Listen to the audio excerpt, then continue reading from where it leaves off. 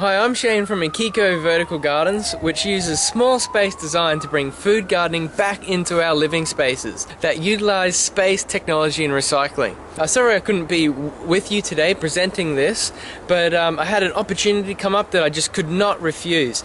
By now I'll be down in Sydney at the 2014 World Green Infrastructure Congress, receiving training from the world leaders in vertical and rooftop gardening and sustainable technology. I've put together this video as a part of the presentation that is being run today at the Inspiration Garden by Nancy and Andrew Kent, and I hope that I can take you further into the magical world of vertical gardening and show you exactly how you can make your own. I want to show you a simple way of getting a great garden set up even if you don't have a backyard.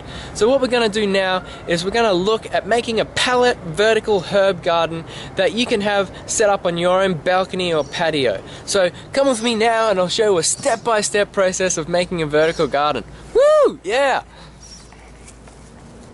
Every year, thousands of pallets get thrown into landfill, but I'm on a mission to give them a use once again. The pallet, it used to be a beautiful tree, and with a little tender love and care, it can harness life once again. So let's go on a mission. I'll show you a step-by-step process of making a pallet vertical garden. Let's go. Step 1, find a pallet. There are so many pallets around that should be a pretty easy task to find one. All I do is go for a drive in my local industrial area. Here we are now. So just look around as you're driving and find some places that have a lot of pallets stacked out by the front. Just go and ask them if you can have some of the older pallets that they don't need anymore. Look at that place over there. Look how many pallets they've got stacked up.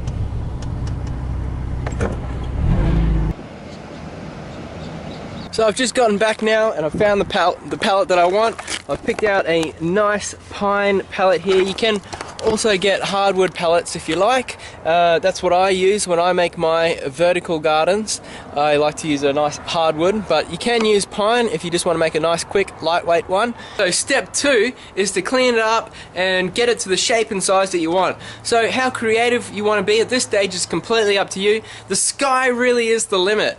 I put it up on my bench and I've got a sawhorse here. So with this one here, I want to cut it. We got 1, 2, 3, 4. So I'm going to cut it this way, along there, and I'm going to get a big vertical garden, so it's going to be that size, and then I'm going to have a smaller one. So I'm just going to cut it in half. I'm going to use this hand saw. You can use a power saw if you want to as well. That's definitely going to cut your time down a bit, but you know, sometimes when it's a soft pine timber like this, and it's a bit of an odd angle getting the power saw in there, so really it's just probably as easy to use a hand saw sometimes. So now I've cut the pallet in half. You can see I've got a reasonable size pallet there now. The size and the shape is completely up to you. You can even pull them apart like you see with my designs that I do with Akiko Vertical Gardens, where I completely pull the pallet apart first, sand it down, and then put it back, cut it to the exact length that you want and put it back together in the exact shape and size you want. You just want to look over it. You want to look over it and see, you know, if there's any sharp nails sticking out like there is there, and you want to hammer them in. So get your hammer, just look over it, and you know, bash it all back into place. Whack those nails back in. You might want to tighten it up at this stage, put a few extra nails or screws in if you need to, if you've got an older pallet that's falling apart. But this one's in fairly good nick, so there's not a lot that I really have to do to it.